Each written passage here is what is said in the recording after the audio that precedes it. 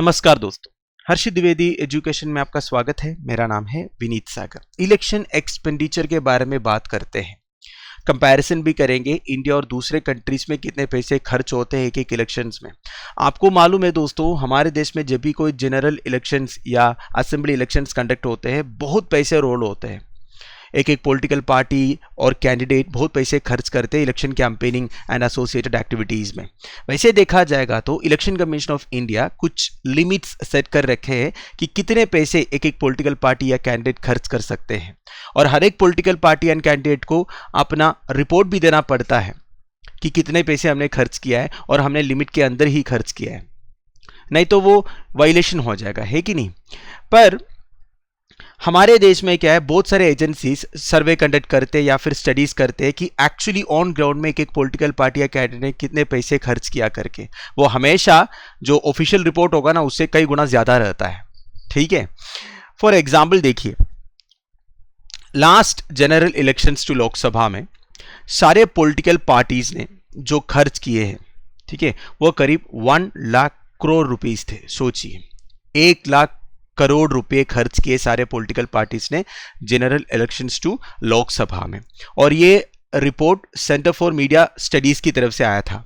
Political parties ने जो report submit किया था ये बहुत कम था। ठीक है, अगर आप यूएस से कंपेयर करेंगे, उनका तो इससे ज्यादा है।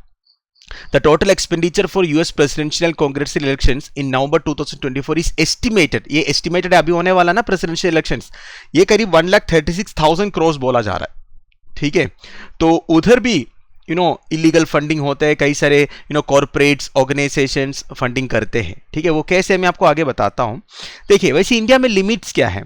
Election expenditure limit for candidates is 95 lakh per Lok Sabha constituency in larger states and 75 lakh in smaller states. देखिए, ये है इलेक्शन कमीशन ऑफ इंडिया ने जो लिमिट सेट कर रखा है। मतलब एक एक कैंडिडेट, मैं पॉलिटिकल पार्टीज की बात नहीं कर रहा हूं, एक एक कैंडिडेट जो है 95 लाख पर लोकसभा कॉन्स्टिट्यूएंसी खर्च कर सकता है लार्जर स्टेट्स में, जबकि स्मॉलर स्टेट्स में वो 75 लाख है।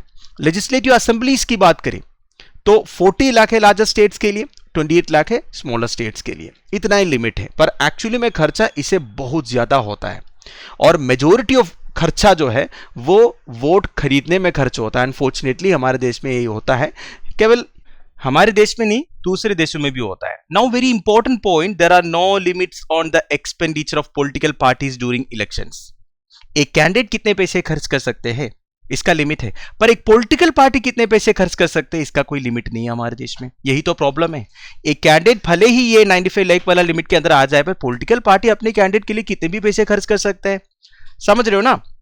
ठीक है, नाउ कुछ इंटरनेशनल स्टैंडर्ड्स चेक करते हैं, हम कंपेयर करेंगे यूएस यूके वगैरह से। यूएस में क्या होता है, जो भी इलेक्शन फाइनेंसिंग है ना, ये कॉन्ट्रीब्यूशंस होते हैं, इंडिविजुअल कंट्रीब्यूट करते हैं, कुछ कॉर्पोरेट्स कंट्रीब्यूट करते हैं, या फिर पॉलिटिकल एक्शन कमिटीज या फिर पीएसी कंट्रीब्यूट करते हैं। क्या होता है पीएसी या पॉलिटिकल एक्शन कमिटी? ये बेसिकली एक ऐसा ऑर्गेनाइजेशन है जो टैक्स एग्जम्प्टेड है, जो फंडिंग को इकट्ठा करते हैं, पूल करते हैं, और एक एक कैंडिडेट को या पॉलिटिकल पार्टी को फाइनेंसिंग करते हैं। ठीक है, देखा जाएगा तो इंडिविजुअल एंड पीएसी कितने कंट्रीब्यूट कर सकते हैं एक एक कैंडिडेट को, इसका लिमिट है। But various US Supreme Court judgments की तरफ से सुपर पीएसी का क्रिएशन हुआ है, जिनका कोई लिमिट नहीं है। तो बेसिकली इंडिया जैसे है वो भी उधर भी, मतलब सुपर पीएसी जो क्रिएट हुआ है वो कितने भी पैसे फंडिंग कर सकते हैं। मैंने आपको पहले बताया था, coming US presidential and congressional elections में $16 बिलियन खर्च होने वाला है। ये एस्टिमेशन है, इससे ज्यादा भी हो सकता है। इसमें केवल $5.5 बिलियन जो है केवल प्रेसिडेंशियल इलेक्शन में खर्च होगा। बाकी जो $10.5 बिलियन है ये house of representatives and senate of the US Congress elections में खर्च होगा। ठीक है, अब इतना पैसा क्यों बता रहा है? क्योंकि ये सुपर पीएसीज को जो अलाउ किया है ना, इस वजह से बहुत ज्यादा एक्सपेंडिचर होने वाला है। ठीक है, या हो रहा है। यूके की बात करें, a political party is allowed to spend 54,010 pound sterlings. ठीक है, ये यूरो नहीं है, स्टर्लिंग पाउंड है। ठीक है, यूरो तो अलग हो गया, ब्रेक्सिट हो गया। तो देखिए उधर इतना पैसे खर्च हो सकता है। फिर there are also limits placed on candidate spending during the campaign period. तो उधर लिमिट सेट किया हुआ है कि कैंडिडेट कितने स्पेंडिंग कर सकते हैं। मतलब पर constituency an average of 46 to 49,000 pound sterlings. ठीक है, तो यूएस का ये हो गया। फिर यूएस का बता दिया, और यूके का बता दिया। तो क्या पता चला, यूएस में क्या है, लिमिट नहीं है अगर सुपर पीएससी कर रहा है, पर यूके में क्या है, लिमिट है। ठीक है, now what are the challenges. देखिए, दुनिया में जितने भी डेमोक्रेसीज है उधर इलेक्शंस आजकल बहुत ही एक्सपेंसिव हो चुका है। ठीक है, आप एक्सपेंडिचर जैसे जैसे ज्यादा होगा उतना उनको डोनेशंस के ऊपर रिले करना पड़ता है। अब डोनेशन के ऊपर आप जितना रिले करोगे उतना एक अनहोली नेक्सस क्रिएट होगा इलेक्टेड रिप्रेजेंटेटिव्स एंड डोनर्स के बीच में। ऑब्वियसली मैं अगर आपको फंडिंग करूंगा, कैंडिडेट को फंडिंग करूंगा, तो मेरे फेवर में कुछ ना कुछ तो आपको करके देना पड़ेगा ना। इसलिए जो जेन्युइन कैंडिडेट्स है वो सर्वाइव नहीं कर पाते हैं। यही हमारे देश में भी होता है, जो कॉर्पोरेट्स अच्छा फंडिंग करते हैं उनको मदद तो करना ही करना है, नहीं तो वो फंडिंग नहीं देंगे, है कि नहीं। नाउ इंडिया में जो खर्च होते हैं, ठीक है, इसके बारे में बात करें तो जो इलेक्शन एक्सपेंडिचर लिमिट्स जो भी सेट करते हैं वो सब ब्रीच होता है। मतलब कैंडिडेट्स के लिए इतना पैसे ही खर्च करना है, ये ना 95 लाख लार्जेस्ट स्टेट्स में मैंने बताया था, वो हमेशा ब्रीच होता है। ठीक है, further there are no limits on political party, ये भी मैंने आपको बताया पॉलिटिकल पार्टी का कोई लिमिट नहीं है। इसलिए क्या बोलते हैं, अनकैलकुलेटेड फंडिंग होता है। सो ऑफिशियल एक्सपेंडिचर डिक्लेयर बाय, देखो अभी लास्ट इलेक्शन में, मतलब 2019 इलेक्शन में जो ऑफिशियली डिक्लेयर हुआ है कि पॉलिटिकल पार्टी डिक्लेयर किया था हमने इतना पैसा खर्च किया करके, तो बीजेपी एंड कांग्रेस 2019 इलेक्शन में कितने पैसे खर्च किए? बीजेपी ने बोला हमने 1264 करोड़ खर्च किए, कांग्रेस ने बोला 820 करोड़ खर्च किए, पर सीएमएस के रिपोर्ट के हिसाब से 50,000 करोड़ स्पेंड किए थे। मतलब पूरे कुल मिलाकर पूरे पार्टीज ने 50,000 करोड़ रुपए खर्च किए थे इलेक्शन में। ठीक है, मतलब यही होता है जो अनकैलकुलेटेड अमाउंट्स है।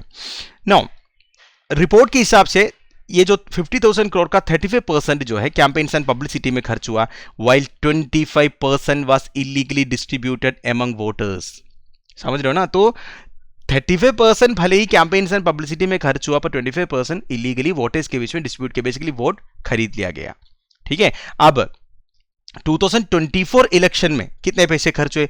ये जो 50,000 करोड़ है ये तो मैंने 2019 का इलेक्शन का बताया, 2024 में एस्टिमेशन ये है 1 लाख करोड़ तक हो गया होगा।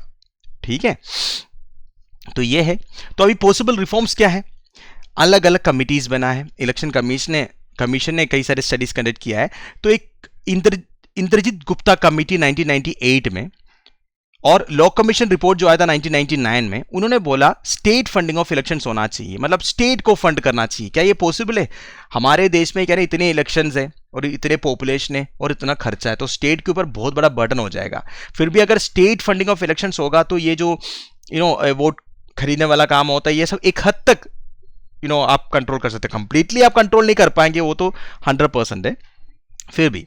सो the feasibility and mechanism for implementing this measure are doubtful in the present context।